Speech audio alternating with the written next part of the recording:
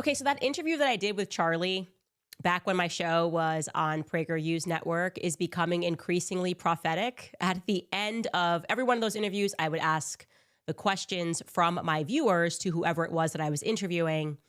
And this is the question that came in for Charlie, and this is how Charlie chose to answer that question. Take a listen.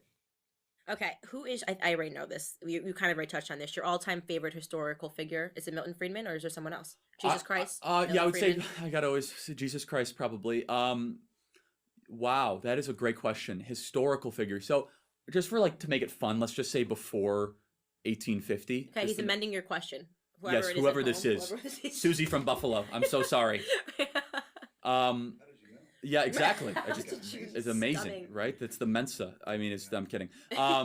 So I love the American founding fathers. Ben Franklin, I always really enjoyed. George Washington, Abraham Lincoln, Thomas Jefferson I think are too cliche. So one I really enjoy that I just love learning from is Julius Caesar. I think he's one of the most interesting historical figures.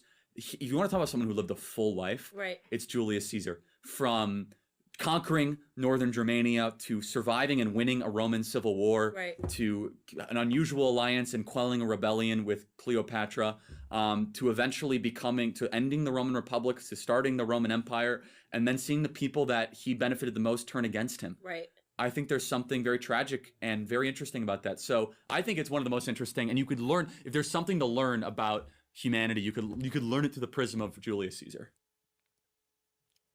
Man, that sure is something to hear him say that. The people who benefited the most turned against him. Gaius Julius Caesar, that is correct, a general who had rightfully earned the respect of the people for leading them through the Gallic wars, a statesman, and finally a leader who in the end was betrayed and famously assassinated by the very people that he helped to build up. A conspiracy, a plot to murder him, which included a lot of people, politicians, of course, the senators, military men, close friends and confidants, the most infamous, of course, being Brutus. Now, some reports say that he viewed Brutus as a son. That's how close they were. Of course, that didn't stop Brutus from plunging the knife into him. 23 times Julius Caesar was stabbed by senators, and of course, Brutus, leading to the famed Shakespearean expression, and et tu, Brute, et tu. You as well, you too. Wow, you have turned against me as well. Now, why was Caesar assassinated? Because, I don't know, he was too good, too adored, too respected by the people, thereby a threat somehow to the establishment of politics. It doesn't like to see somebody come through the ranks and achieve what they perceive to be power that they can't control. Yeah, the Bible is very clear that there is nothing new under the sun, and it appears that history is present again. Judas, Brutus, in the future, when we are long gone from this world, who do you guys think is going to be the person remembered most for this act of betrayal against Charlie? Not me, that's for sure. It's not going to be Candace Owens, okay? No one's going to be saying, et tu, Candace, et tu. I can tell you that right now in government, there is real panic. There is real discussion happening regarding the Egyptian planes. I was informed that yesterday evening because I'm getting the sense that they hold the key to solving Charlie's assassination. The media keeps trying these weird ways to debunk them. And we're going to find out. I've been confident from the beginning that this was not going to be a JFK assassination story. We are going to figure out who that foreign dignitary was who went to 920 North King on the morning of Charlie's assassination, who flew from Provo and landed into Wilmington, Delaware on the morning of Charlie's assassination. It is a very important question that needs answering. Got to tell you guys that we received another email, this time from somebody in the military who informed us about another piece that we were missing that could be crucial to this puzzle, taking a more serious look into that 1 hour layover stop when our yellow plane, SUBTT, the tail number, came into the United States on September 4th. You might recall it stopped for just 1 hour in Minot, North Dakota, which I learned has an Air Force base. It pretty much is just the Air Force base, by the way, before making its way onto Provo. And here I'm going to read to you that email that I received. It says, "Hi, Candace, I am blank. One of the good ones, military member, one of the good ones. I think one of the keys to not overlook here is BTT's stopover in Minot, North Dakota. Why stop there at all on the 4th? Why not fly direct to Provo? Not only does Minot have an FBI office, but it also has an Air Force base. Among other tenants, that Air Force base is home to the 891st Missile Security Forces Squadron, a combined military and civilian security force that had just come off of Operation Valhalla, a training exercise in Minnesota from the 24th to the 29th of August, where the security forces practice long-range shooting practice, among other things. Remember on September 12th when Kash Patel ended his press conference with, quote, "Lastly, to my friend Charlie Kirk, rest now, my brother. We have the watch and I'll see you in Valhalla."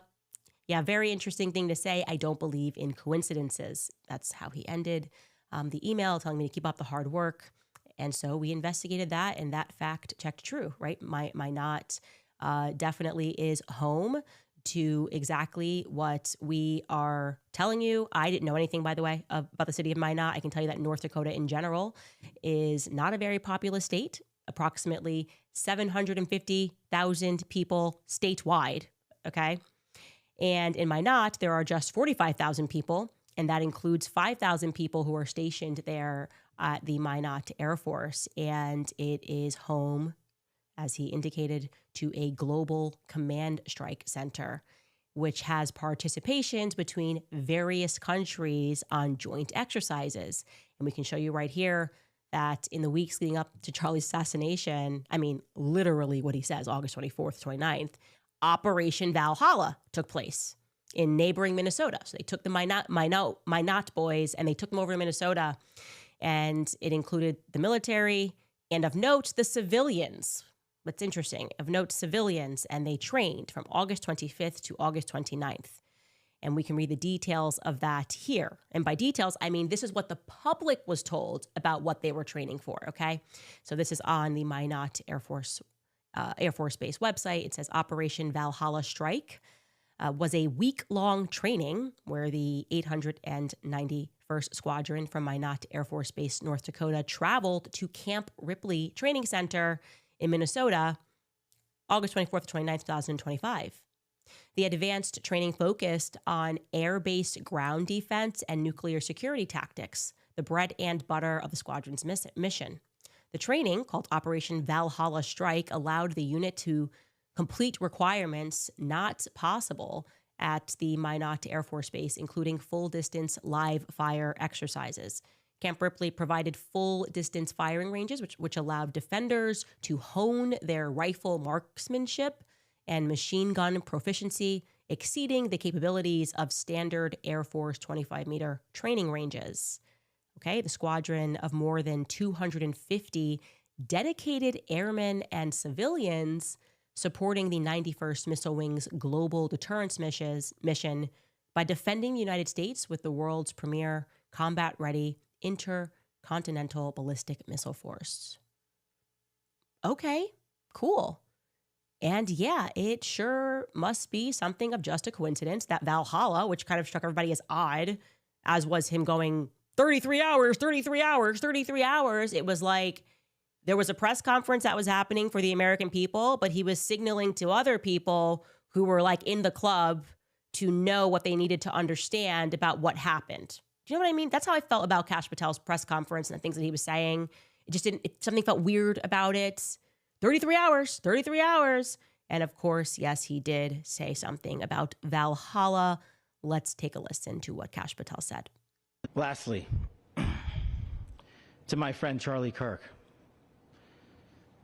rest now, brother. We have the watch, and I'll see you in Valhalla.